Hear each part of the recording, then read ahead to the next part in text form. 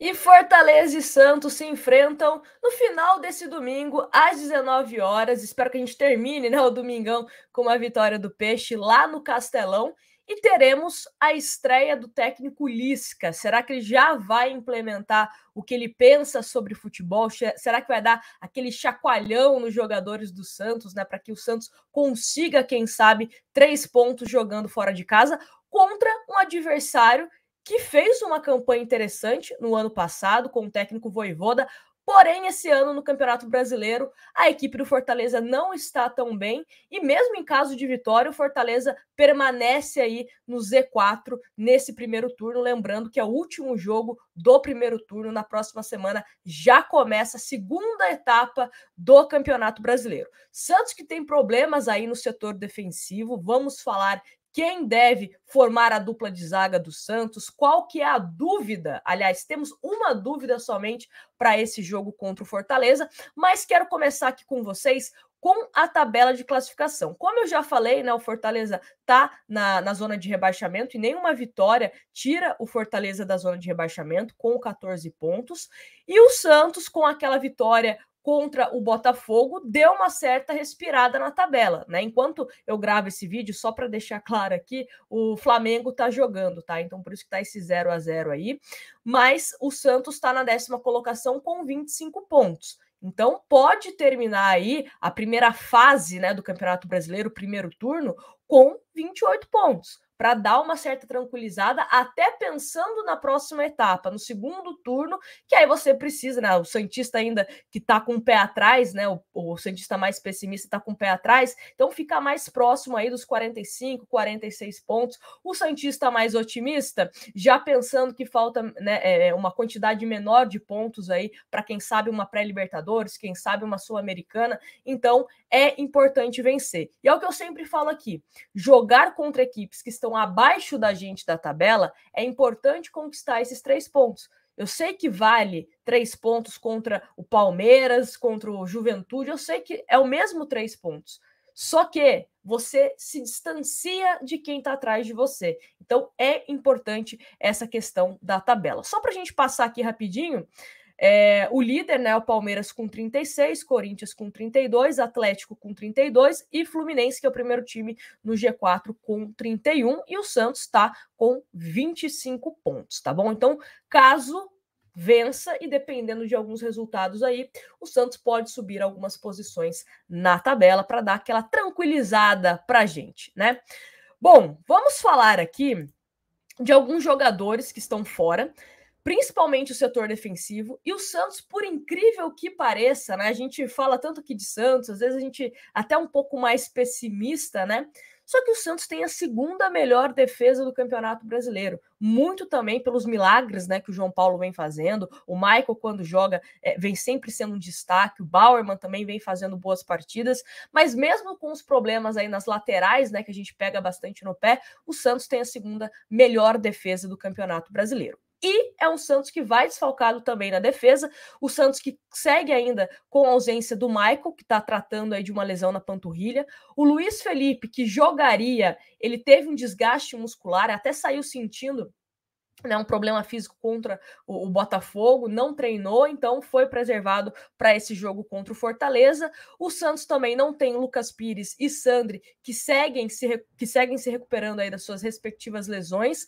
Zanocelo recebeu o 3º cartão amarelo e está fora, né? E então o Santos tem essas questões aí de jogadores que não pode contar para essa partida. O Lucas Braga, que não foi nem relacionado no último jogo por questões particulares, volta a ser disposição, inclusive é uma das dúvidas, tá? A gente já chega aí na escalação provável do time do Santos. Mas antes da gente falar da escalação, vamos aos relacionados. E tem novidade que eu acho que a maioria aí não vai curtir, tá? Da saída de um jogador e a entrada de outro jogador na lista de relacionados.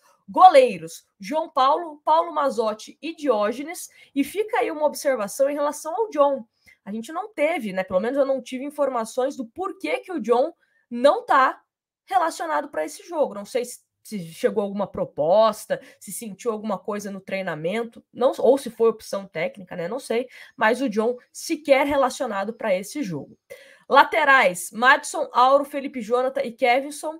zagueiros, Bauerman, Alex e Derek. Então, o Jair e o Zabala, que chegaram a treinar, né, na última sexta-feira no CTR Pelé com o time principal, não foram relacionados. Quem foi relacionado foi o Derek. Meio-campistas, Camacho, Rodrigo Fernandes, Bruno Oliveira, Vinícius Balieiro, Carlos Sanches, Ed Carlos. Será que teremos Ed Carlos aí jogando alguns minutos? Vamos ver. E Lucas Barbosa. Atacantes, Lucas Braga, Batistão, Marcos Leonardo, Johan Júlio, Angulo, Ângelo e Juan. Quem saiu foi o Patati, né? Quem saiu foi o Patati. O Santos, só para deixar registrado, joga com o Corinthians pelo Sub-20 nesse domingo às 16 horas. Acredito que tem duas opções. Ou foi mesmo o Lisca que quer dar uma oportunidade a mais aí pro Angulo, ou quem sabe o Patati foi aproveitado, né, pro time Sub-20. Mas aí o jogo é antes, aí a gente vai saber, ó, o Patati foi relacionado, o Patati não foi relacionado. Se o Patati sequer foi relacionado para o Sub-20, já está integrado 100% ao time principal, aí, gosto pessoal meu, tá? Não concordo, não gosto. Gostaria do Patati como uma opção, até por ser um jogador de uma característica que falta no time do Santos, né? Um menino driblador que vai para cima. Porque aí, se o Ângelo sai, tá sentindo, quem que você coloca, né? Você pode colocar um Lucas Braga? Pode, mas você pode colocar os dois, né? Um de cada ponta, se você substitui alguém. Enfim, é gosto pessoal, tá? Gosto pessoal. Quem sabe o Lisca fale sobre isso na entrevista coletiva. Bom, dito isso, né, todo esse panorama aí, vamos à provável escalação do time do Santos. Como eu falei para vocês, o Santos tem apenas uma dúvida de quem vai jogar. Então, João Paulo, Madison, o Alex, né, que será o titular ao lado do Bauerman. Alex que vai fazer a sua reestreia depois da volta dele ao futebol brasileiro, ele que estava emprestado ao Famalicão. Bauerman, Felipe Jonathan, Camacho, Rodrigo Fernandes, Bruno Oliveira, Ângelo ou Lucas Braga, essa é a dúvida, Marcos Leonardo e Léo Batistão. Os dois treinaram, tá? Ora o Ângelo, ora o Lucas Braga. De acordo com as informações, o Lucas Braga atuou mais tempo nos treinamentos. Não sei se isso quer dizer que ele será o titular, mas de fato, né, ele treinou mais que o Ângelo, tá bom? E o Ângelo foi bastante elogiado pelo Lisca, né? Na entrevista de apresentação. Então o Lisca gosta do Ângelo, gosta do Bruninho, que ele elogiou bastante, gosta do Felipe Jonathan, gosta do Bauerman. E até para falar nisso, né, pegando um contexto geral da entrevista do Lisca, ele falou que ele quer mudar o posicionamento do Bruninho. Ele não quer que o Bruninho fique indo, por exemplo, próximo ao Bauerman para receber a bola. Não, ele quer que o Bruninho fique bem posicionado para que ele receba bem a bola e possa dar sequência, né? Principalmente com o Santos mais compacto. O Lisca disse que o time do Santos está muito espaçado. O Lisca e a gente, né, que vive comentando sobre o Santos, a gente fala sobre isso, mas até agora nenhum treinador de fato conseguiu colocar isso de forma prática, de forma efetiva. Então, talvez, né, vamos ficar de olho aí no posicionamento do Bruninho. O próprio Felipe Jonathan, o Lisca disse que o Felipe Jonathan justificou, né, que o Felipe Jonathan toca muito para o lado, porque segundo o Lisca, não tem para quem tocar. Não tem opção à frente, né, para ele tocar. Então vamos ver se ele consegue aí em poucos dias, o Lisca que está treinando o time do Santos desde quinta-feira, se ele consegue ter uma mudança prática já para esse jogo contra o Fortaleza. E a equipe do Fortaleza deve ir a campo com Marcelo Boeck, Brits, Benevenuto e Tite, então deve jogar com 3 zagueiros, né, o Vojvoda joga assim. Lucas Crispim deve ser o ala ali pela esquerda, Felipe, Ronald, Lucas Lima, Juninho Capixaba, Moisés e Romero. Então, Lucas Crispim e Lucas Lima, né, 2 ex-jogadores do Santos aí para a partida.